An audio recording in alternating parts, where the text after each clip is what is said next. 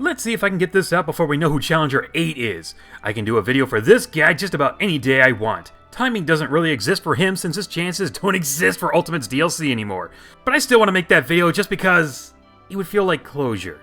Lloyd Irving could be ruined if a certain costume returns. So without further ado, let's get into it. Lloyd is from the Tales of series, a long-running JRPG franchise by Bandai-Namco. Specifically, he is from Tales of Symphonia and its sequel, Dawn of the New World. Tales of Symphonia debuted on the GameCube, and most would say this is where the series really took off, mainly outside of Japan. Let me level with you real quick. You know how Xbox doesn't sell that well in Japan, right? Well, the Tales of series is so big there that when Tales of Vesperia was an exclusive on the Xbox 360, it actually outsold the PS3 in Japan for that short amount of time. That's a huge deal considering the Xbox is usually thought to be dead on arrival there. Wow, good job, Microsoft! This series is currently the 7th best-selling JRPG franchise. There may be some a little higher like the Soul series and Kingdom Hearts, and yes, I'm still cheering for Sora, but look here, it's actually surpassed other big-name series like the Mario RPG series, Persona, and even Fire Emblem. Okay, so the series has some popularity, but why him? Out of all the characters in the entire franchise, why does it have to be Lloyd? Why not someone from the other titles like Abyss or Vesperia or even the first one? Putting my own bias aside, it's mainly because of the Mii Costume from the 3DS and Wii U version of Super Smash Bros. In fact, when asked why Lloyd was picked to be a costume, well, that's from Sakurai himself. If I'm not mistaken, we only got 3 Bandai-Namco Mii Costumes last time, and with Lloyd being picked, well, that just looks good for him. His costume is the only one of the 3 to not return, so far. Now, is there a chance that Sakurai could have changed his mind, or that one of the producers or directors of the Tales of series have requested another character similar to the Min Min situation? Yes, absolutely, that is a possibility. But that isn't a guarantee that it will happen. Neither is mine that they'll just stick with him, but chances are he'll either return as a Mii Costume or he could be promoted. Only time will tell. Now, it isn't just his appearance in Smash that has given him some attention. He has had either cameos or has been playable in... I think they're mostly spin-offs, except for maybe the last 2, and the Tales of series are not connected to each other much like Final Fantasy. At least, I don't think they're connected, as well as being a playable guest character in Soul Calibur Legends. And then there's... Look, I don't know the accuracy of this poll or when it was done. However, if he does show up, well, this might give you a better understanding of why he was picked.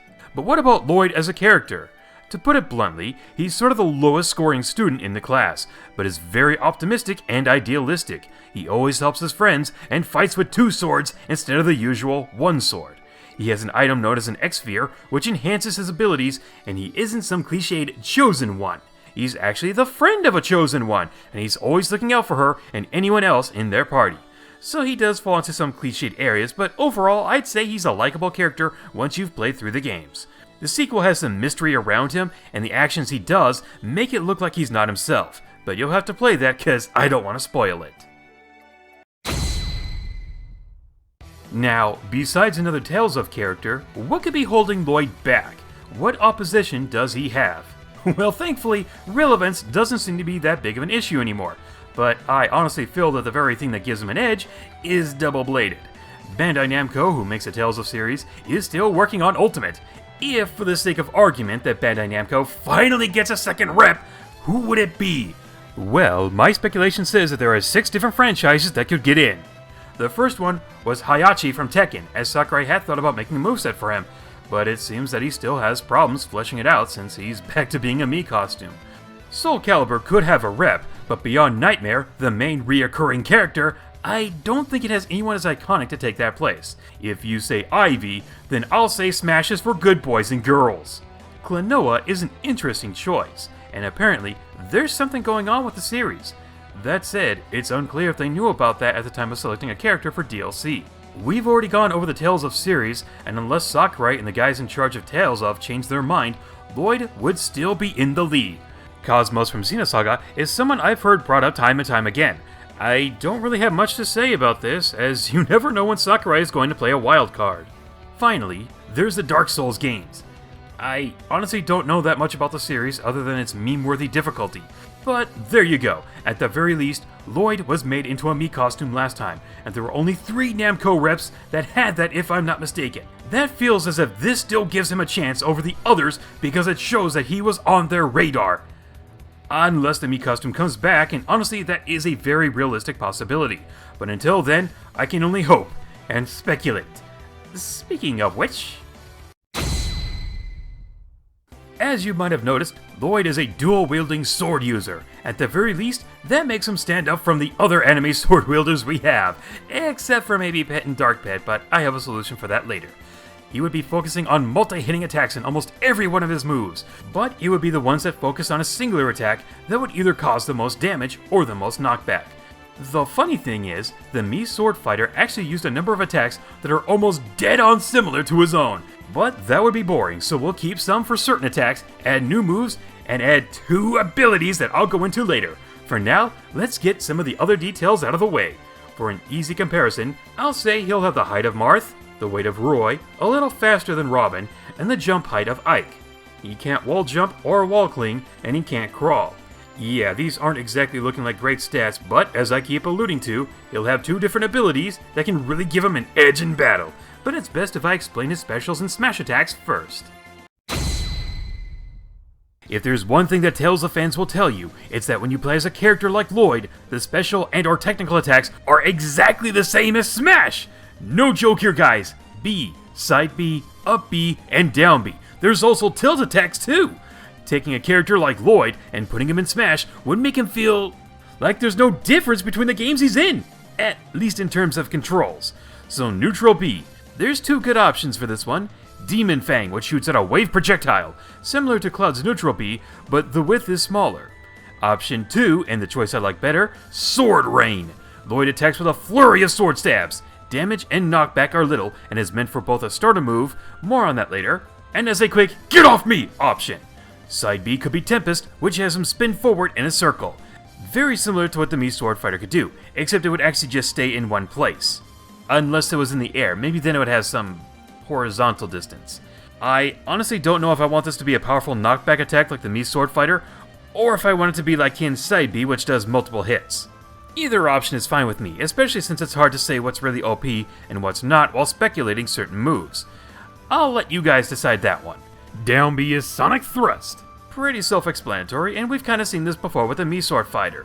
But unlike the Mii Sword Fighter version, it doesn't go that far, but the knockback is quite good, especially at high damage percents. Up to this point, his specials are nearly identical to that of what the Sword Fighters could use. Which is why I wasn't too upset and was kinda glad to see him as the Mii Costume, because it was one of the closest of feeling like the character it looked like at the time. However, it wouldn't be fun if the rest of his moveset were like that, so for up B, I have Rising Falcon. It looks a bit similar to Incineroar's up B cross chop, but what can you do? I mean, if anything, if they had the assets to use it again, and from what I've said about the Mii Sword Fighters, they have practically half his move kit there to make it easier to program him in. So yeah, that's kind of a plus in disguise right there. Now for his smash attacks. In his forward smash, I wanted to be very different from every other sword fighter, except possibly Byleth. Beast! I was originally thinking this would be his down B special, but because of the knockback this move can do and how close he has to be, I feel it works better here. He uses his shoulder to knock into an enemy and then launch them with an image of a beast. It's a 2-hit attack, so make sure you've blocked it instead of side dodging it. Down smash. Now, if we keep Sword Rain as his neutral special, then we can give him Fierce Demon Fang here. It creates a small shockwave around him, but the front will have more knockback and damage, while the back just basically has decent knockback. For the up smash, this might be a little difficult and it may have to be changed up a bit, but we could give him Tiger Blade, an upward slash followed by a downward slash. It was that or make a new attack, but for the abilities I have in mind, it would be best to have as many moves from the game as possible. Now for the less than flashy neutrals. If they go by what he does in the game, then I wouldn't expect much. But it's Smash, and they like to go as all out as possible. You're mainly going to get as many multi-hit and slash attacks here as you can, so let's make this quick. Neutral A, 2-hit attack, slash downwards followed by a stab. Pretty standard, decent damage and knockback, comes out a bit fast. Side tilt, 3-hit combo, similar to the neutral except there's a sideways slash that comes out after the downward slash. Dash attack, cross slash, Think like it's Sheik's dash attack, but with swords. Crosses his blades for an X slash, good for launching power, big end lag. Down tilt. Yeah, another cross slash, and that's not going to be the last time you see that move either. However, unlike the other cross slashes, this one could have the ability to make their opponents trip. You know, kind of like DK's down tilt. Up tilt. Double overhead slash. If anything, think more like Falco's up tilt. With aerials, you'll get nearly the same thing with some slight changes. Neutral air is a spin attack, but not like Tempest. It's more like this move that you'll see him do in the game. It has low knockback and damage, but also has low end lag to compensate for it. Forward air. I'm just going to say similar to the Mii Sword Fighter with the 3 jab attack. Back air. 2-hit attack. Does a vertical slash, then a horizontal slash. Up air. Overhead Tempest. Spins around like Tempest, but only the top part has a hitbox. Spins around twice. And finally, down air.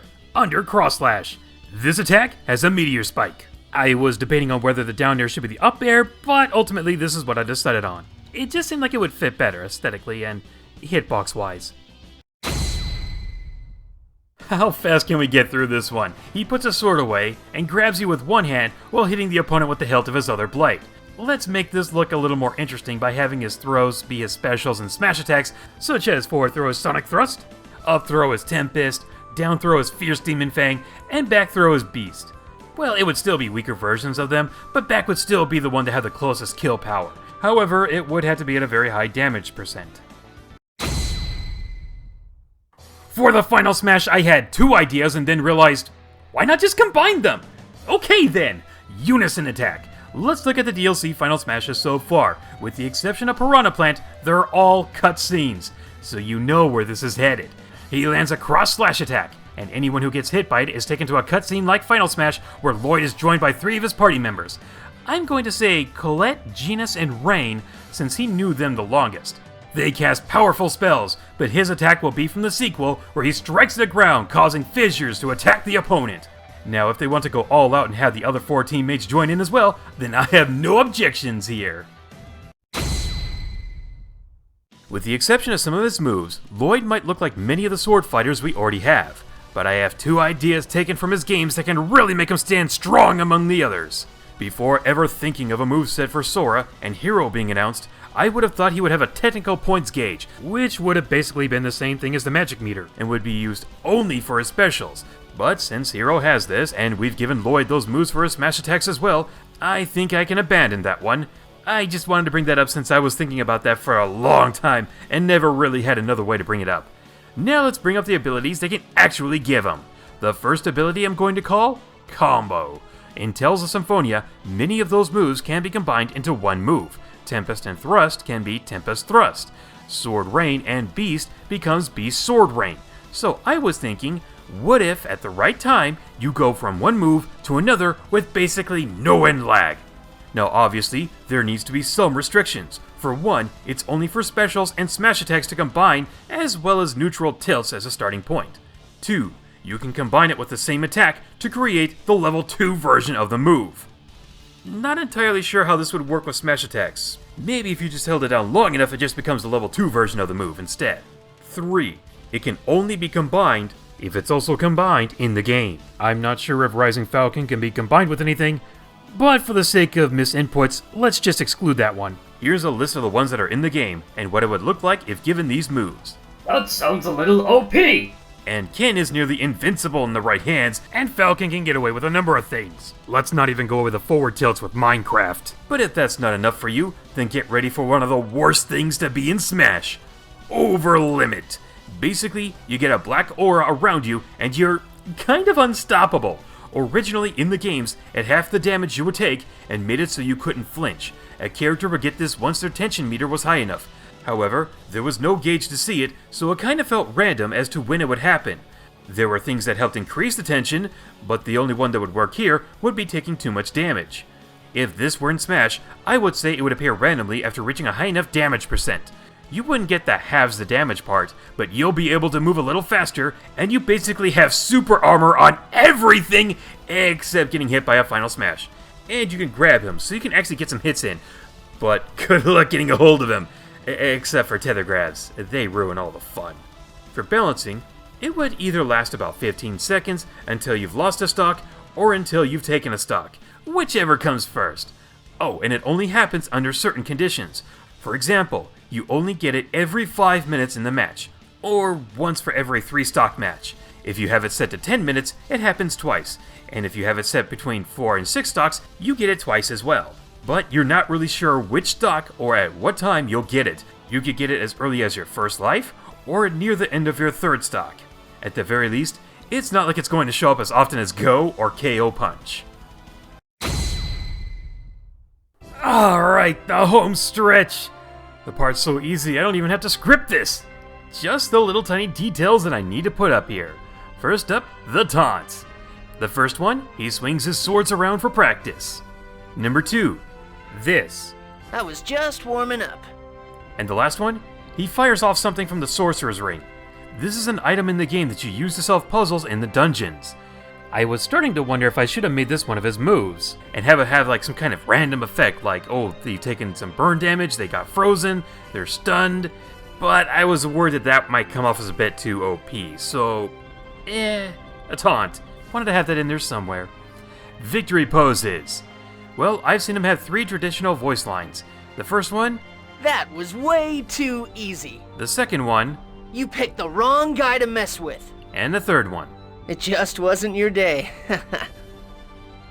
The victory jingle? Obviously the music that plays during a victory.